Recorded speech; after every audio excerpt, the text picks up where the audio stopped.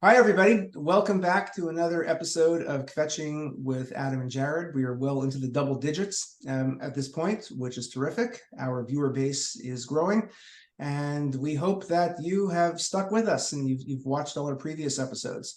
So we're going to get right to it, and I will introduce myself. I am Jared Tanney. I hold the Block Chair in Jewish History at the University of North Carolina, Wilmington. And I'm Adam Fuller, and I'm the Clayman Professor of Jewish Studies and Associate Professor of Political Science at Youngstown State University. And we've had a lot of great guests on Kvetching with Adam and Jared, and we have another great guest tonight. So I'll let our guest introduce herself. Hi, everybody. My name is Corinne Blackmer, and I am Director of Judaic Studies and Professor of English and Judaic Studies at Southern Connecticut State University in Norwalk, New Haven, Connecticut.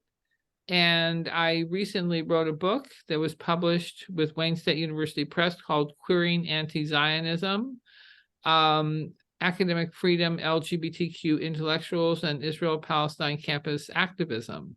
So the subject of my book puts me right in the center of all of this uproar that's recently been happening on college campuses since October 7th. And I'm here for many reasons. And one of them is to talk about the really inane things that have been happening. My favorite is Queers for Palestine in terms of sheer stupidity. And it's like somebody made the joke that it was like chickens for KFC. Mm-hmm. And then somebody else made another joke, which I thought was quite good.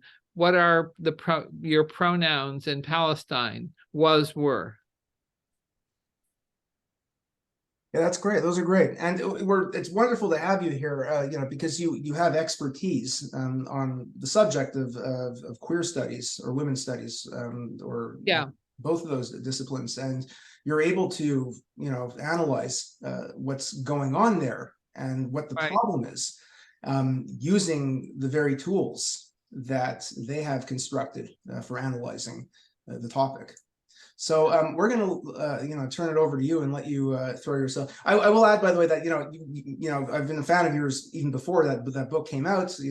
I reviewed that volume edited by Pessin and Benatar, and you had an essay in there describing an experience that you had an anti-Semitic experience you had endured on campus. Right.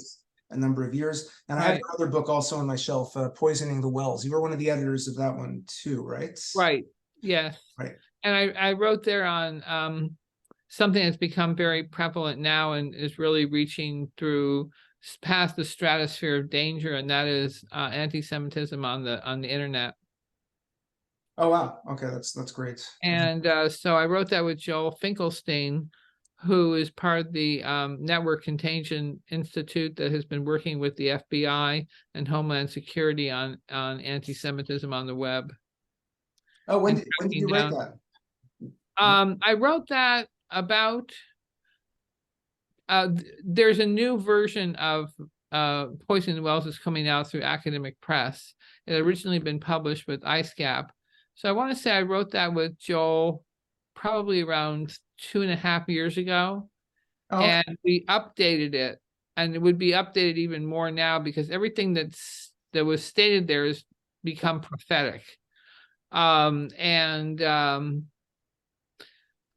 It's migrated off of places like 4chan and 8chan, and it's now become just mainstreamed.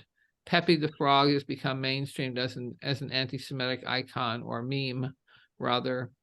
And so that was something I did for Poisoning the Wells. But as far as querying anti-Zionism is concerned, what happened in that book was I began the book with a hate crime that had occurred to me that was anti-Zionist and homophobic in character.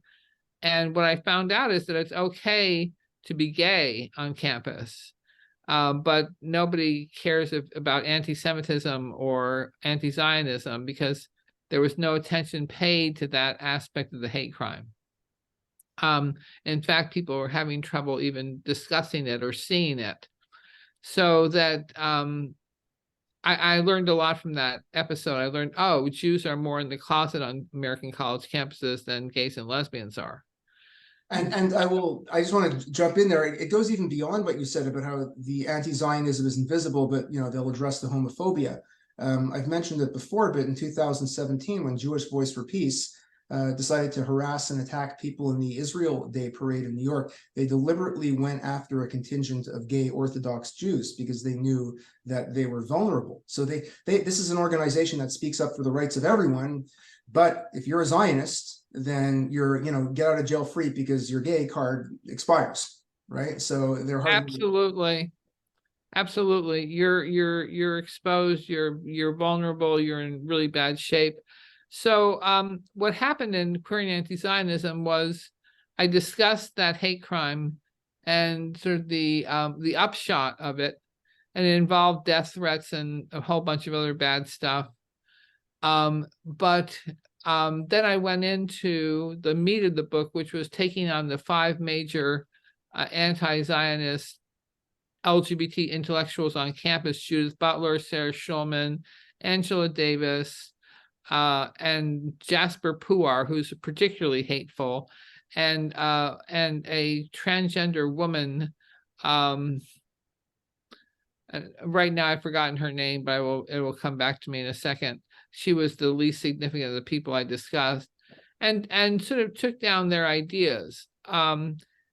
Jasbir Puar was a matter of just unpacking what amounted to vile anti-Semitism, the blood libel variety. Judith Butler was a different situation, because I actually think she believes the lies that she tells. And her idea was that she's a kumbaya moment kind of gal. And she wants a one-state solution, and that once Jews give up their privilege, everybody will get along. So it's sort of a denial of anti-Semitism, and particularly of Islamic anti-Semitism, and a complete disregard for the status of women and the status of gays and lesbians.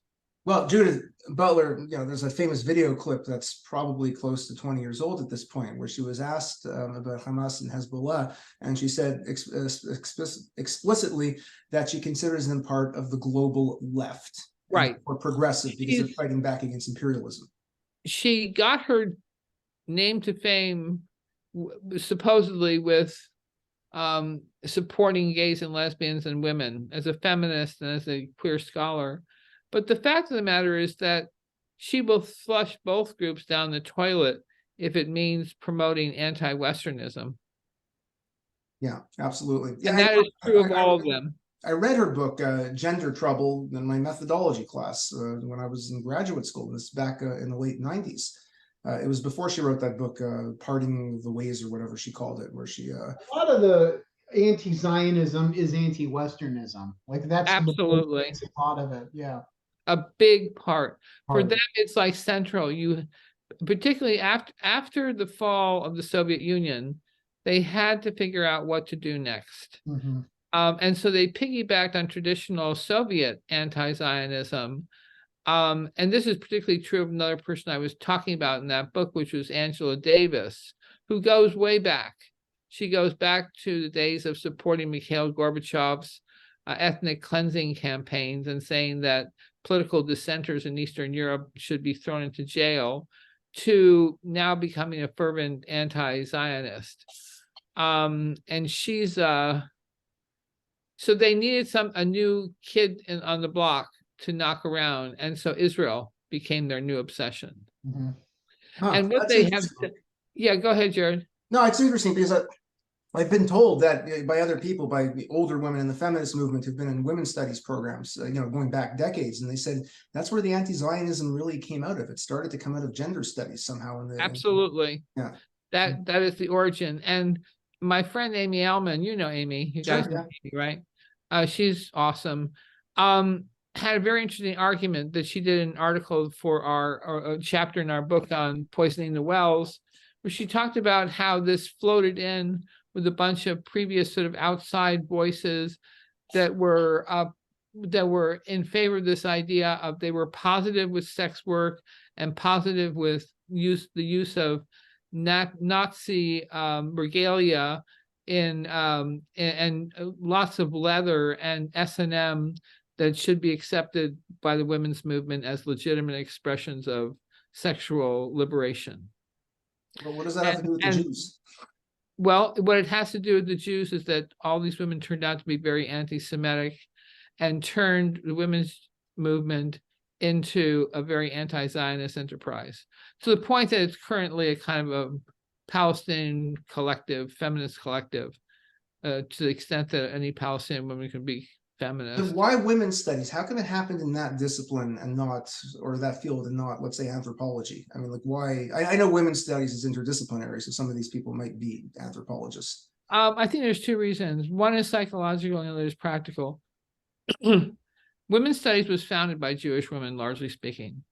You're talking about everyone from Phyllis Chesler through Adrienne Rich, through just a whole group of Jewish women who founded that.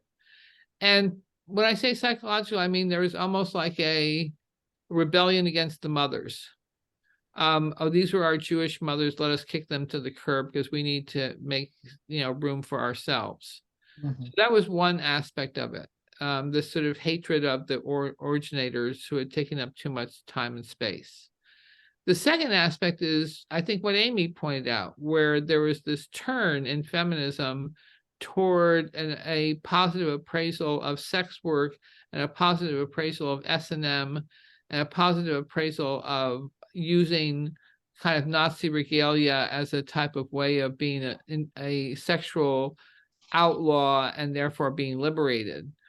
And with these changes, with all this sex work and everything else, came with it, they brought in simultaneously with that stuff anti-Zionism.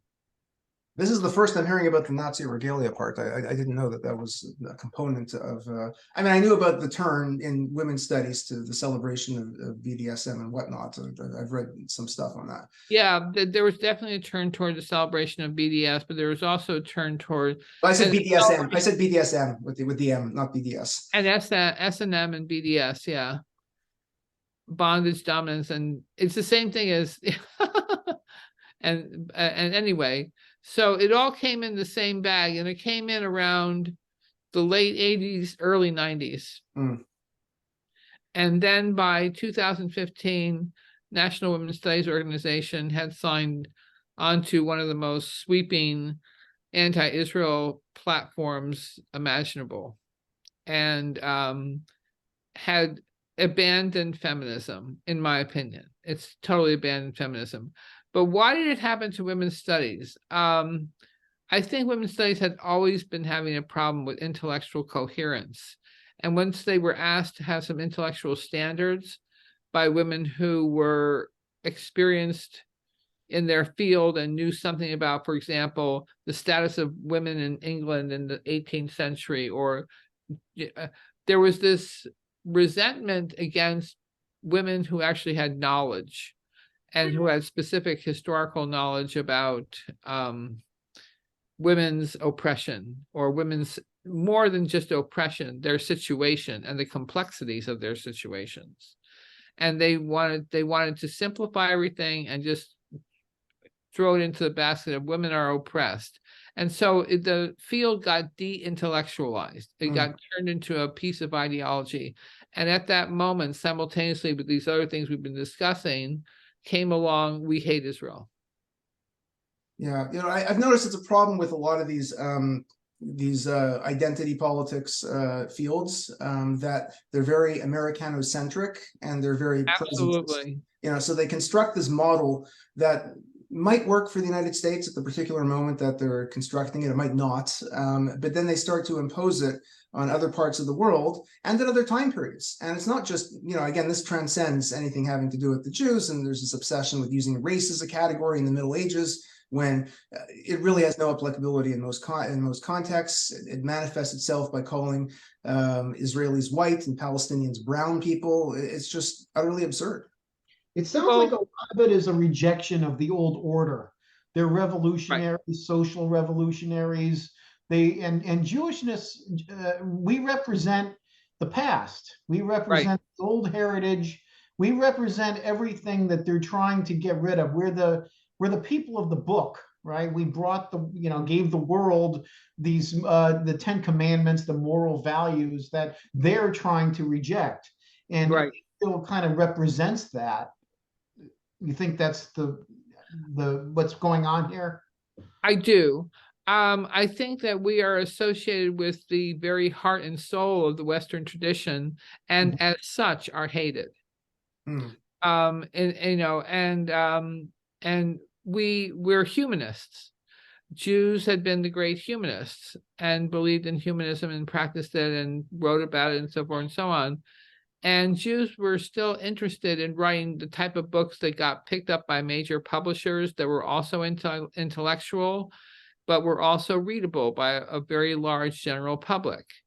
I think about people like Betsy Friedan, or Phyllis Chesler, or Adrienne Rich, and other Jewish women who were major feminists in the beginning, who wrote for the general public. Mm-hmm. And so what happened also was it became anti-Zionist the moment that you didn't have to write clearly anymore. And so to read Jasbir Puar, I don't know if you gentlemen have either ever tried to do that. I read the introduction to her book, The Right to Name, or whatever it's called. Right. Which is a continuation. We'll let you get into a little bit of some of the meat of your subjects, and I think Jasbir Puar would be a very useful one to talk about. She's very hard to read because of all the academic jargon. It's a very and here's what's even worse. Once you get past the jargon or start to unpack it, there's nothing there. It is a series of very simplistic statements about, basically, you unpack it and it becomes the Jews are bad people, and in about 1 million words and very, very complex language that's sexy, in the sense it's intellectually sexy. It pulls all the right intellectual moves to be accepted within that domain. But once you examine it closely, her problem is that if she spoke clearly, she'd have to just be outwardly and evidently an anti-Semite. She couldn't couch it in anything. Yeah, well, I've noticed even the Jewish part aside, I've noticed that when I took an anthropology seminar against my better judgment in graduate school, and I realized that much of cultural anthropology in this day and age, post we can't go into the field and study the peasants anymore because we're going to ruin their culture. It's all jargon. It's all jargon, and the actual meat of their work is very little. And if they were to put it in everyday speech, nobody would read it because it's an empty vessel, basically. But here we have someone who's trying to write Jew hatred, and she's using this academic. Right. She's using academic jargon to write Jew hatred. Well put. And they're so scornful of Western civilization, and yet it's Western civilization that provides the freedom for them to say what they're saying. And yet, if they were to live in another civilization, they would get their heads chopped off. So, am I invited to be controversial in this show? Absolutely, that's our purpose to exist. Okay, great, fantastic. I look around my campus, and then I go over to the other side of town and I look at Yale, and I think about things. And we have let in an awful lot of people into our country, and this is a much worse problem in England, where I have friends who we talk about this, that hate us, toward whom we are tolerant and who are incredibly intolerant of us. And I think that we have ignored this problem, and the scope of the problem has recently reared its head. And we've had marches in London, 400,000 people.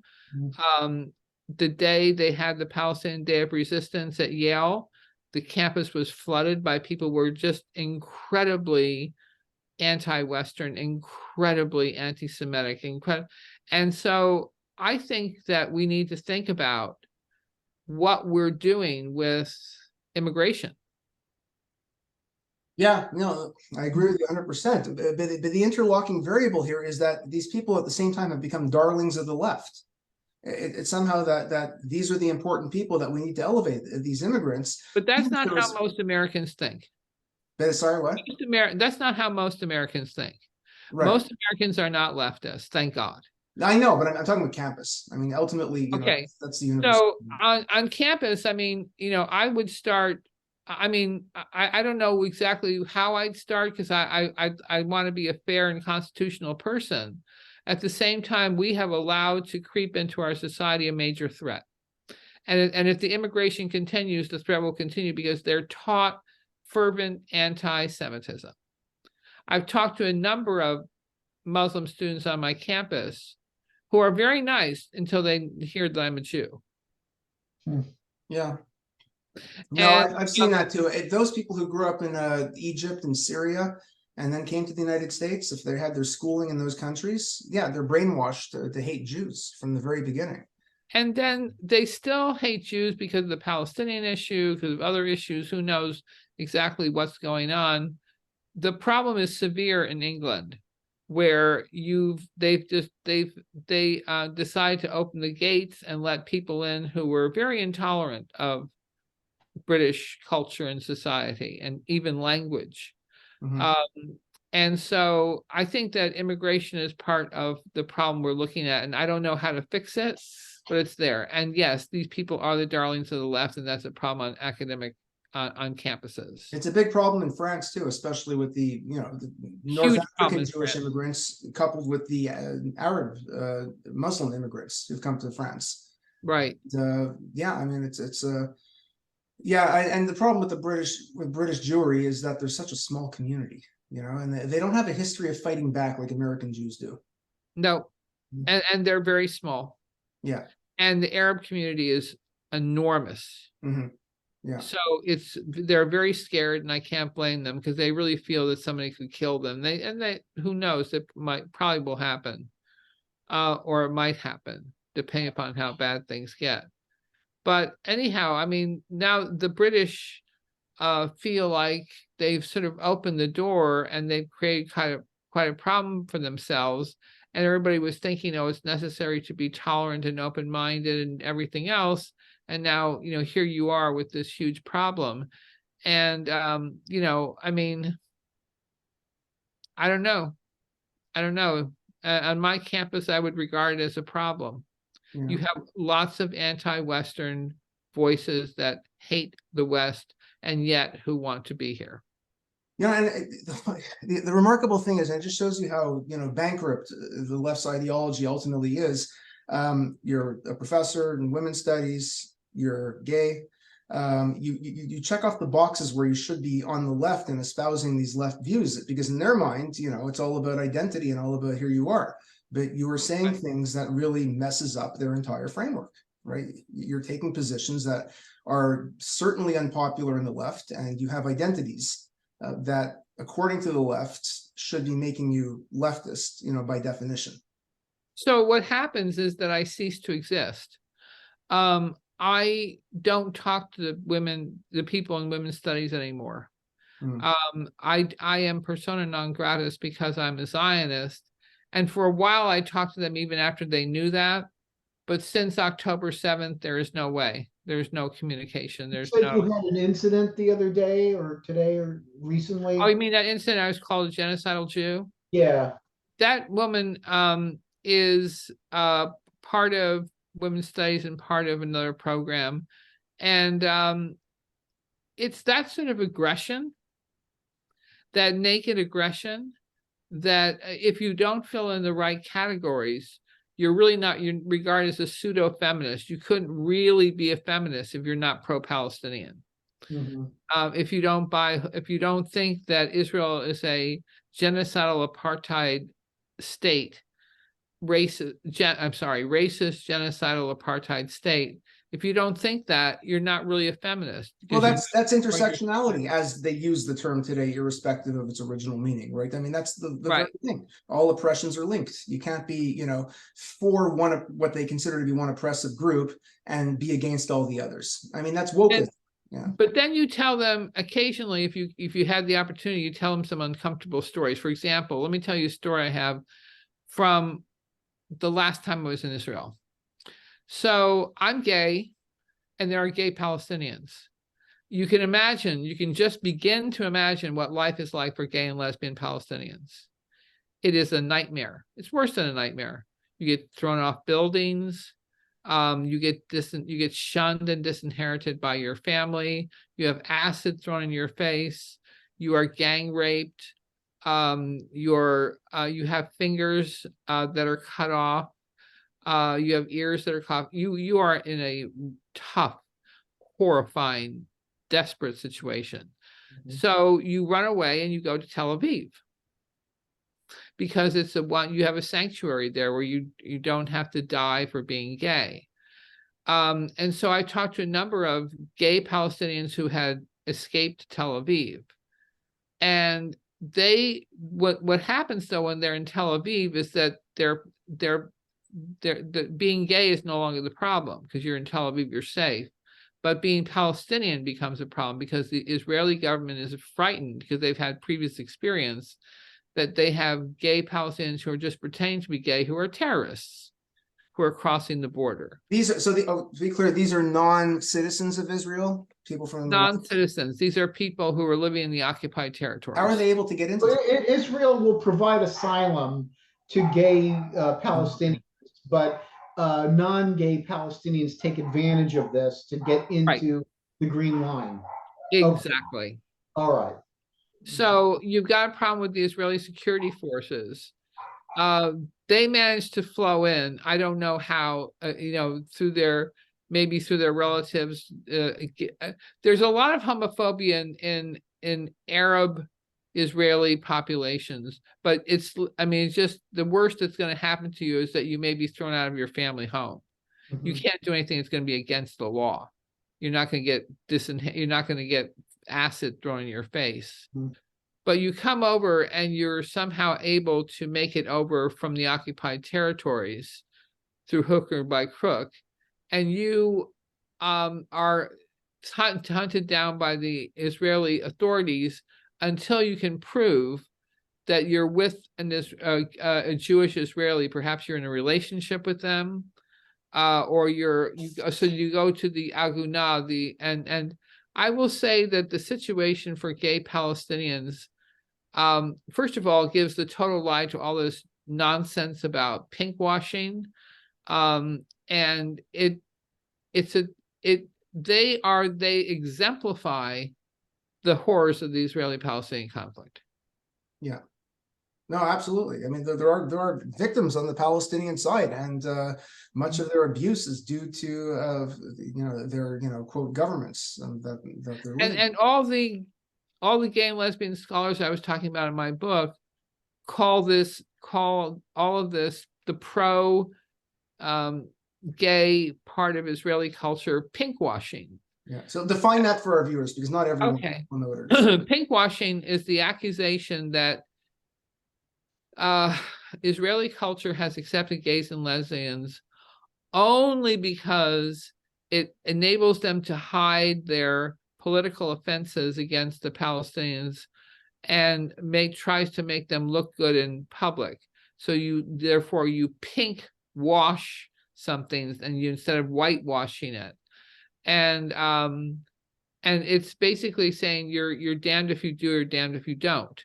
If you praise Israel for being tolerant and supportive of gay people, what you're really doing is failing to acknowledge the injustice done to Palestinians. Right. Yeah. That's a non sequitur argument, by the way, but it doesn't make a lot of sense, but it's very, very prevalent. But and then also, as far as women, the Palestinian culture is extraordinarily patriarchal. Yeah.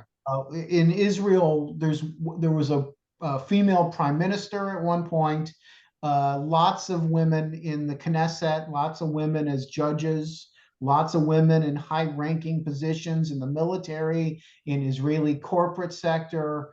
Don't women's studies scholars see this? Right. That if you want to look for a progressive place where women actually advance and take on leadership roles and can have their own independence from men, that's Israel. It's not Palestine. What about Leila Khaled, the first woman to ever hijack an airplane? Oh, there's true, yeah. Okay. Right. Forgot about that one. Yeah. It would all make sense, except I want to return to the reality, which is that women's studies is a morally bankrupt and intellectually bankrupt enterprise. And it has just gone off the rails. And it is basically an incarnation of anti-Western ideology, period. And so therefore, it doesn't matter if a woman is a CEO in Israel and has, advanced in her career. First of all, she's a capitalist. And secondly, she's pro-Western. So that makes her not really feminist, according to these folks. All right. So the traditional ideas of what constitutes success for women are no longer applicable. Yeah. So what does? Then what does? Like what do they want when they say they want to advance women? What does that mean exactly? They want to advance the publicity given to oppressed women of color. And by the way, I'm saying publicity because they do nothing to actually help them. Yeah, of course not. No, Right. they don't do anything. And, they try to bring Leila Khaled in over Zoom to give a presentation at SF State, and that's as far as anything they'll do. No, it's all performative. It's all to keep their academic positions going. And people eat this stuff up. I mean, people love to hear this. That we were going to fight for women everywhere in the world who are oppressed by Western imperialism. But they never tell you what they're going to actually do. Right. Except for complaining about Western imperialism. Right. Yeah. They won't tell you what they're going to do. And they, unfortunately, as we all know here, have had enormous influence. People graduate from college and go on to become NGOs and in government and so forth and so on. Now, fortunately, it seems like a lot of people, once they leave college, have common sense more knocked back into them. But many do not. And women's studies programs do very little of the work we might think of as women's studies work. Do you teach a Jewish women's studies or a Jewish gender and sexuality course at all?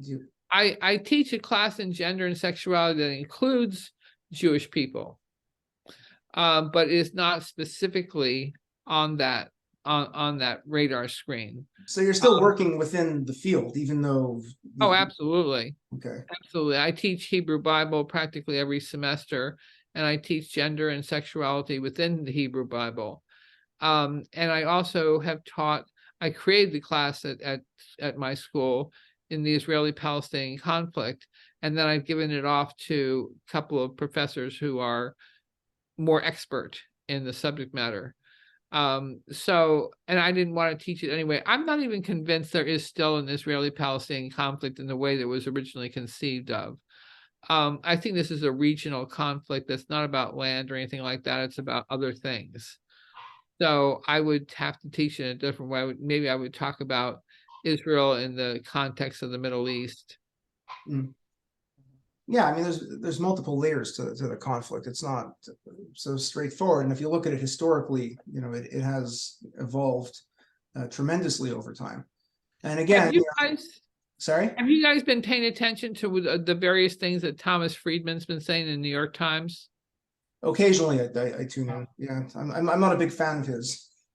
No, he's turning out to sound somewhat foolish. I'm not used to him sounding this quite this foolish, but he does. He's always been foolish. But to return to Jasbir Puar for a moment, yeah, it's the use of fancy language to disguise. It's a pure disguise. It's like a Halloween costume. Underneath the paint is "I hate Jews." That is what she's saying. Judith Butler, who is sort of the reigning queen of queer studies, in her book Parting Ways, has a different idea. What she wants is a one-state solution. for Israelis and Palestinians to live together. And for Israel and for Jews to abandon their claims to statehood. And she, cherry picks Zionists or Jewish thinkers, from the past, and uses them to buttress her case. People who are but look at Martin Buber. He was an advocate of a two-state solution, and all these people who were writing before 1948, when the historical context is completely different. I mean, you can't take someone's views from 1930 on what the future of the land between the river and the sea should be and say it's applicable today. Or 75 years later, it's way too late. Of course, yeah. Like a one-state power sharing system. Yeah, I mean, before Israel became a state, there were other possible solutions, not good solutions, but at the very least, you wouldn't be liquidating an existing state to bring it into existence. So a lot of the people on the left, I hear them say all the time, well, would you call Martin Buber an anti-Zionist today? I mean, because back in the day, he was considered to be a Zionist, and Judah Magnus, and a whole bunch of the American guys. And well, the answer is actually no. I mean, they were a Zionist in that time period, but no, they probably wouldn't be considered Zionists today based on the ideas that they espouse. They probably wouldn't have the same ideas today if they were alive. Yeah, well, I can't read their minds, especially after they die. But particularly nutty is her reading of Emanuel Levinas, who in any historical context is a very fervent Zionist. And she decides to do what she calls reading Emanuel Levinas against himself. And it doesn't work out very well. Emanuel Levinas believes that Israel should exist, that Zionism is an important political project, that you can't call everybody your neighbor if they're not, and all this other stuff that flies in the face of traditional readings of Levinas. And she feels the need to take him on because he's a big name. Here's what's interesting about Judith Butler, if I can just say one thing. You have to read her footnotes, because most of her ideas and most of her insights she gets from Israeli Jewish scholars. And because they're Israeli and Jewish, she really can't give them a prominent place.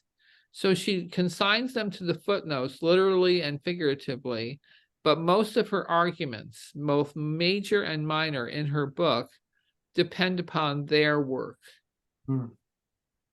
So it's a metaphor for how she regards Israeli Jews. They're the footnotes. Right, yeah. And you can't, even though they wrote the book. Yeah, I mean, you can't put them forth. Otherwise, you're quoting people who don't have a legitimate political perspective, even if they're putting forth the right ideas, because they're Israeli and because they're Jews. So it comes down to, who the person is rather than the ideas. Right. Respects. So getting back to Jasbir Puar. So, okay, you said she's an anti-Semite and it's jargon. What are the anti-Semitic views specifically that she espouses? What are the tropes, and how does she mask it with anti-Zionist discourse? Because I had a grad student last year who was writing a paper on anti-Zionism and anti-Semitism. She had a very tough time making it through, and she's a brilliant student. Jasbir Puar's writing. Right. Two major things. One is the blood libel. She claims that there was a man who was a pathologist in a hospital in Tel Aviv and in Jerusalem as well, that was harvesting organs from Palestinian bodies in Intifada. And this actually, and therefore was using Palestinian bodies for other illegitimate, scientific purposes. She whipped this up into a frenzy of Israeli, abuse of Palestinian bodies. Okay, that was her story. Here's the interesting thing. It never happened. And the man used some, he was accused of using some corneas, because that's one of the things that you can use that won't degrade, and you can actually use them from cadavers. And he was jailed by the Israeli authorities, but it wasn't even Palestinian bodies. It was the bodies of Mizrahi Jews. Yeah, there was an article years ago in CNN making a claim about Israeli organ harvesting, but they later said that we were wrong. They later Yeah. recanted it, and Yeah. I think that played a role in leading to the public But to become more. and she's been caught on that, and she continues to insist that it's true. She found some other crazy wackadoo anti-Zionist woman who was still willing to make the claim, and so she's used her bogus research. So that's one thing, is the blood libel claim that's false.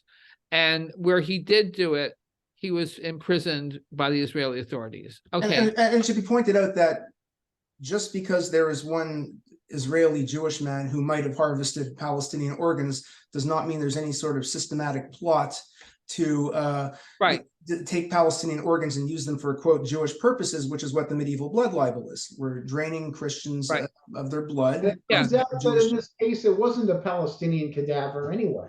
It wasn't a Palestinian cadaver, even if the story were true, I think it's Jared's point, it would still not amount to a hill of beans. Yeah. Mm-hmm. Her next accusation is more serious. Actually, there's two more. Let me discuss all of them because they're all really pretty interesting. This one is interesting, and that is that Israelis she decided to colonize disability studies as an anti-Zionist project. So here's how she did it. So disability studies becomes this anti-Zionist place, because she claims that the Israelis get out there with ammunition and they shoot not to kill, but to maim Palestinians. And this is the whole thing about the right to maim. So Palestinians are charging Israeli positions on the Gaza border. This is where this is all happening. And they're trying very hard to shoot, not to kill the Palestinians, but to maim them. And Jasbir Puar turns this into that the Israelis are trying to give more suffering to the Palestinians by maiming them, as opposed to just taking responsibility for outright killing them. Yeah, I mean that's utterly absurd, right? And they're controlling a population by stunting their growth. And I mean, the Nazis did similar things to the Polish population. That was their objective, to partially. And right. And the next big accusation is that you're right, where you just said stunting the growth. That she says that the Israelis are denying the Palestinians in Gaza nutritious food, resulting in the stunted growth of Palestinian children.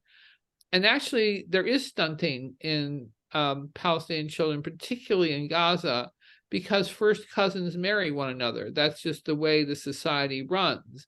And that consanguinity results in stunting. That's one of its manifestations.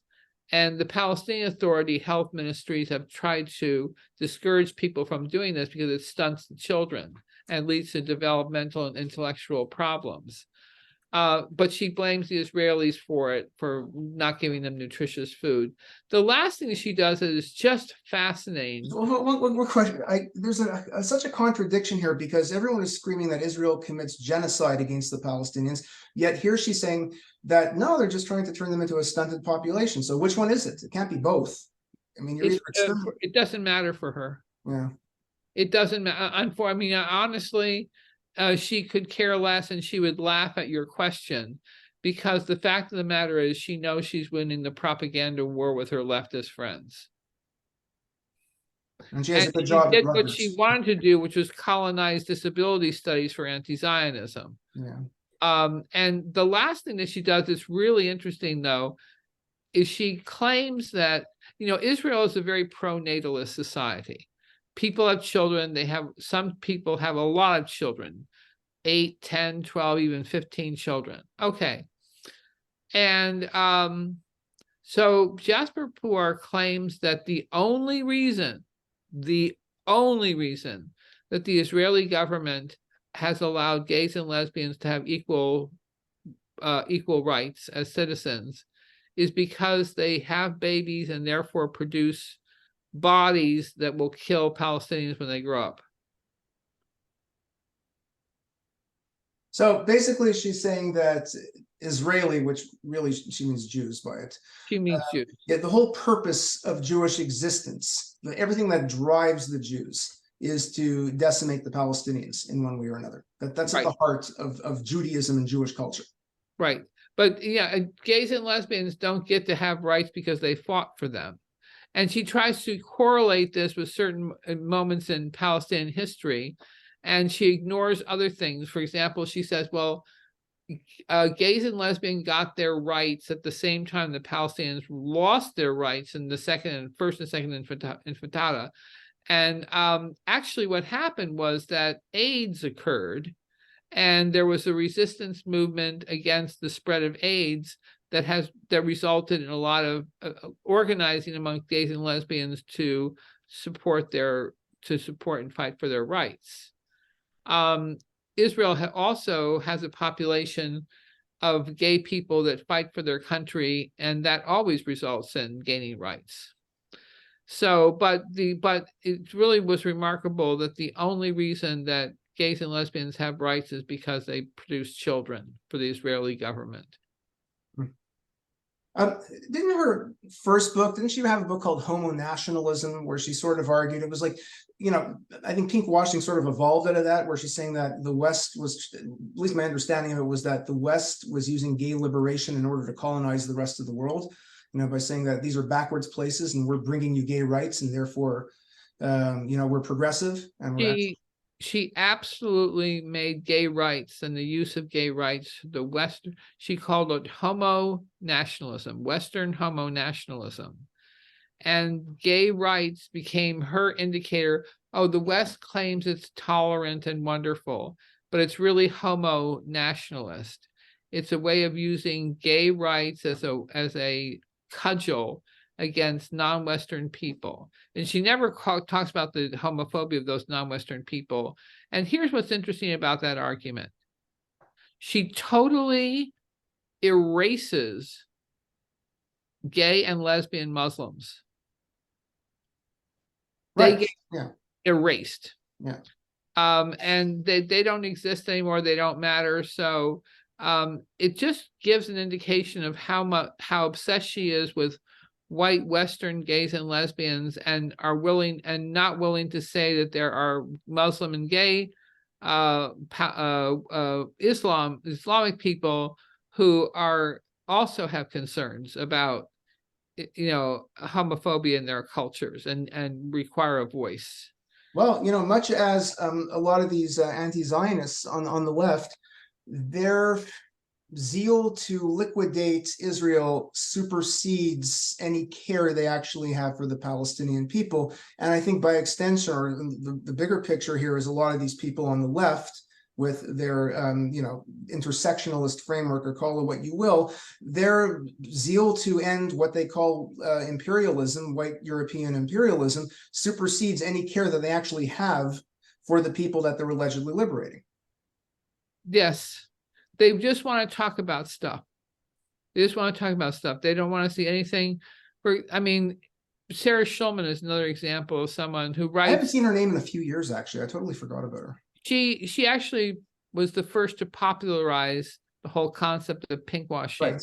Yeah. And she writes clearly, right? You can read her, but she lies throughout, and it's pretty obvious. And she's writing to a large audience. She has that Jewish impulse to write to a large audience.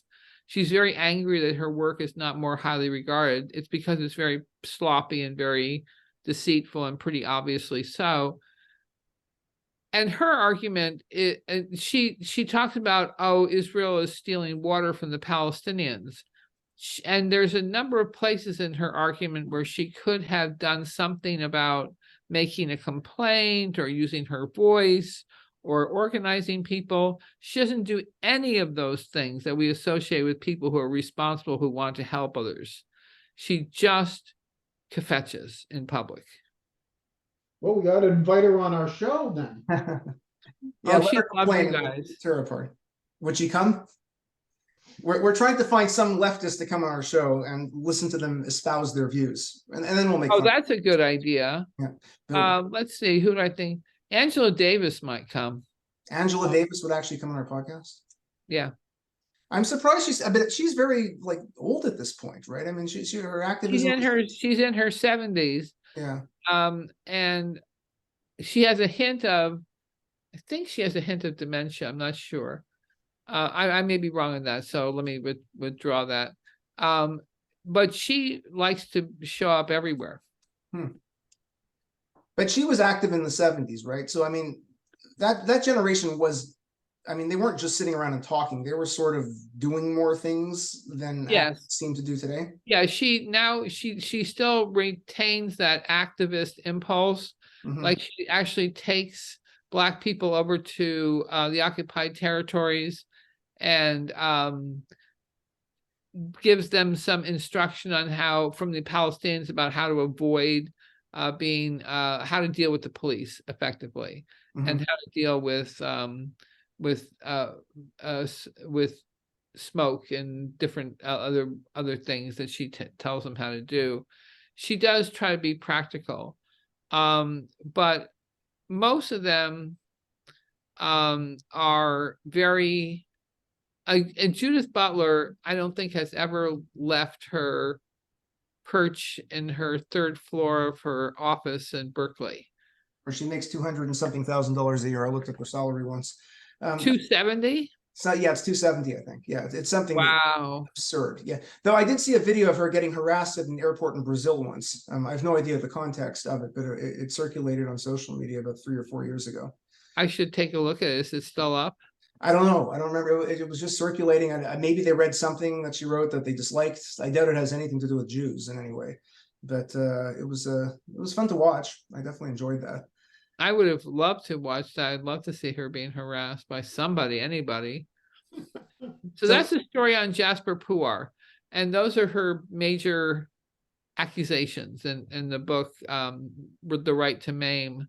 The one about, what do you do? What would you do if you had hostile people charging your stations on a border? You would get out your guns. Yeah. But the Israelis can't do that because they're really trying to systematically maim you. And what they should be doing is killing you, both so there can be a higher body count, which she wants, like Hamas does, and B, so Israel apparently, here's her tie-in. Israel has industries that provide for disabled people, so they make money off of it. I found that no matter what Israel does, whether it's good or bad, they always twist it into being something bad. Right? Yes. No matter what, like the Israelis could warn the Gazans to move from the north to the south because they're going to bomb the north and get out of there, evacuate.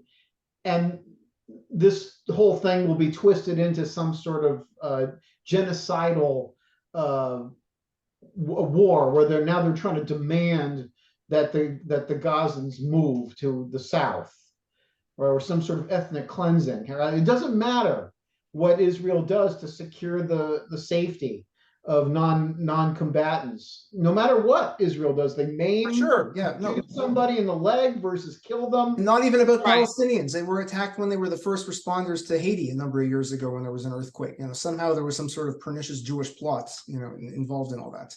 Right.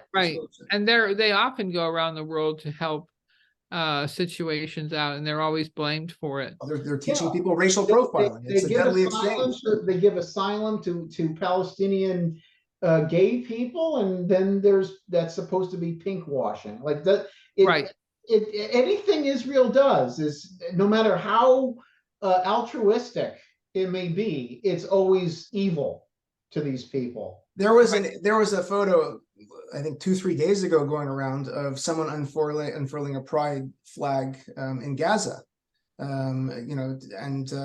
saying we're here to help you, basically. And of course it was attacked. Here's pink washing in action. Here's pink washing in action. But no one took into account. I mean, maybe it was done a little bit for show, but I mean, nobody took into account that perhaps that soldier who was doing it might have been a gay Israeli who did feel some sort of affinity and sympathy and empathy for the Palestinian gay community, and he genuinely wanted to show him that we can be your allies if you get rid of Hamas and don't suffer their oppression anymore. But of course, it was attacked. I'm going to put up a sign on my office door: "Free Gaza from Hamas." And there's another poster I want to get. I'm putting on order. You know, it shows a Israeli Arab woman and said, I can become a doctor, I can become a lawyer, I can become a judge, I can be. So why? Because I'm a Israeli Arab. I'm an Arab who lives in Israel. An Arab woman who lives in Israel. Yeah, well, they're stooges of imperialism as far as the left is concerned. I mean, they won't accept this as genuine mobility and the betterment of people, even though they're a minority that allegedly suffer under Israeli apartheid. Let's think back for a second. Why did they hate the West so much? The intellectuals here or the people over there? Intellectuals here. Good question. I mean, academia has always been on the left. I mean, so there's always left, you know, for the last 100 years, there's been leftist impulses in academia. I think it's just kind of a given, but. So I've heard leftist academics justify and rationalize the Chinese genocide against the Uyghur Muslims and say that what's happening in Israel, Palestine is so much worse. Oh, of course. Yeah, no, they won't recognize. Got to be recognize. kidding me. Yeah. So that's one thing I've heard that's been pretty outrageous. But I think that now China and Russia are getting together and promoting a fairly consistent anti-Zionist trend. Russia never ended it. It ended with the Soviet Union, but then it's recently gotten taken up big time. So they're still banking on that. And I also think it's like they like punching down. Mm-hmm. You know, so in their odd way, they know that there are a few Jews and a lot of them. And sometimes I worry about this numbers disparity. Like I'm very worried for the British Jewish population. Well, Yeah. clearly, Russia is using their influence with Hamas to do this at this present time for a lot of reasons. But why, to get to your earlier question, why do American leftists, radical leftists, hate America so much? I'm curious to know your answer to that. Mine? Yeah.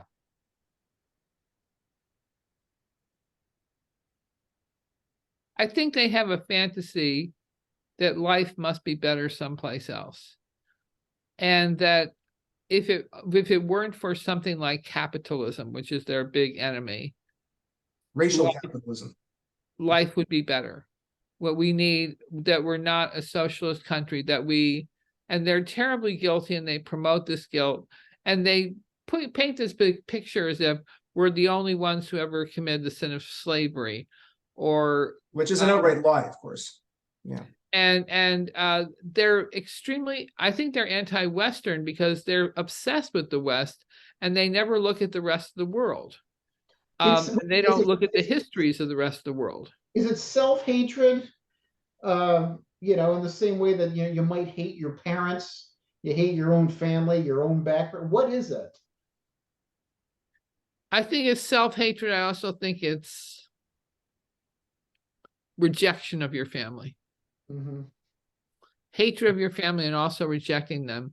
Like, you know, it's like this thing, I'm going to show that I'm different and better than you are by just outflanking you. And so they show their resistance. I mean, gays and lesbians are outsiders. So they're going to express that outsiderhood through being allied with other campus groups that are anti-Zionist. Well, what did their heritage ever do to them to make them hate so much? What did their civilization do to them to make them so bitter, so resentful? What did their Jewishness ever do to them to make them so angry? Exactly. Good question, in my opinion. The ones in the film Israelism, you know, the ones in that film Israelism, you know, had an awakening after they realized they were brainwashed their whole life to worship Israel. But that just accounts for the whole Israel component, not the whole Western civilization. That Israelism film, that's just a manifestation of their self-hatred or their hatred of their heritage. I'm asking a broader question. Where does this come from? Oh, I have another idea about this, by the way. You know, the kind of people who always need to root for the team that's losing. The underdog, yeah. Yeah. Worse than the underdog, just the perpetual loser. Right. The West is a winner. Yeah. The West is a winner. And they don't want to associate with that because winning must mean you're evil. And they are very, I mean, right now, I know a lot of people on the left who support Putin. Although the Ukrainian situation has given them some pause and some difficulty. And so what's happened is they've largely fallen silent on the issue because the Ukrainians are so much in the right. But they've lately been able to sort of gin up some stuff about the Ukrainians, that they're the puppets of the West. They're anti-Semitic. That's one time where anti-Semitism becomes useful for them, when they're talking about the conflict between Ukraine and Russia. Well, they'll talk about anti-Semitism when it comes from white supremacists. They don't have a problem, throwing that into it, right? Absolutely. That's genuine anti-Semitism if it's white people doing it. But, so it's self-hatred, but I also think that it's not wanting to be on the winning team, wanting to promote the underdog. Well, then why aren't they supporting the Uyghur Muslims against China? China's a winner. I mean, China's gaining a lot of power in the world. But it's also anti-Western. That's anti-Western. But there's lots of winners in the world that are, if it's just simply that they're for the losers or the perpetual losers, shouldn't they be against all the winners? And yet they're only against one winner, the West. Because the West also has civil liberties, it has other things that, and somehow those civil liberties did not cleanse it from the potential ills or of slavery or the destruction of indigenous peoples or something like that.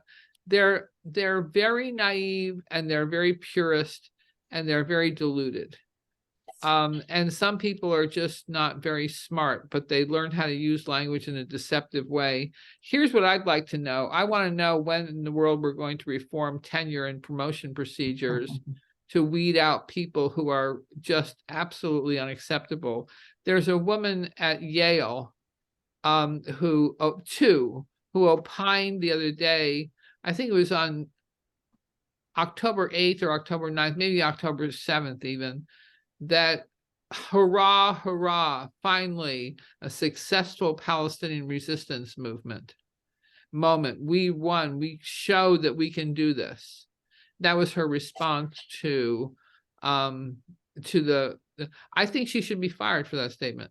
She can't. It's protected. No, it's like that professor from Cornell who said it's exhilarating. We had David Bernstein, the lawyer, on from our last episode, and we talked about what's protected speech in this country. And this country has a very expansive definition of what is protected speech, and unless there's incitement, right? If she said, "Let's go do what Hamas did," then that would be considered, incitement. There's that professor at UC Davis, and she better get fired.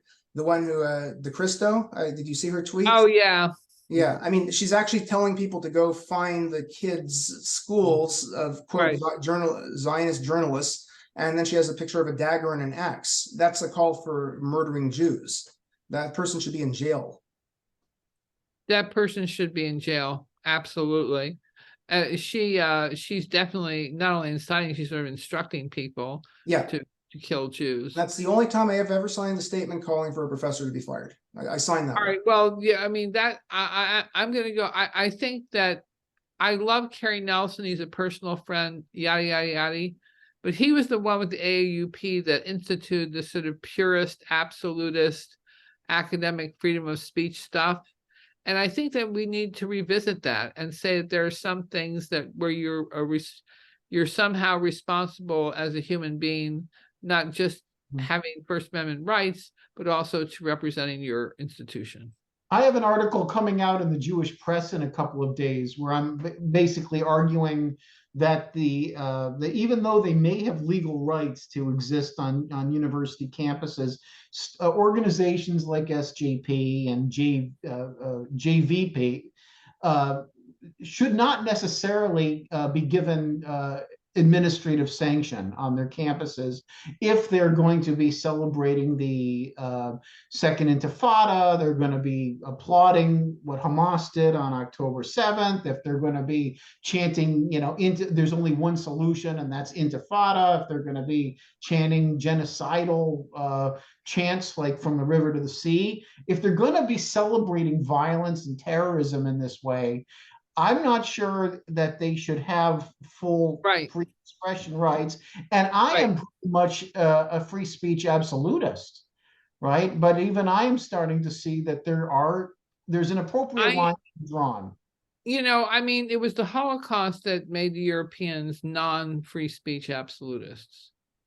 And I am not a free speech absolutist. I think that the consequences and the implications are too high, but that's just my opinion. So I'll put out another controversial opinion there, not only about immigration, but about free speech absolutism. Well, in Canada, they've got much more restrictions on free speech. I think they threatened to arrest Jordan Peterson for not addressing someone by their desired pronouns. So, I mean, that could never happen. Well, that's problematic, isn't it? Yeah. Yeah. So, I mean, I think the line should be, are you encouraging or celebrating violence? Right. Innocent bystanders.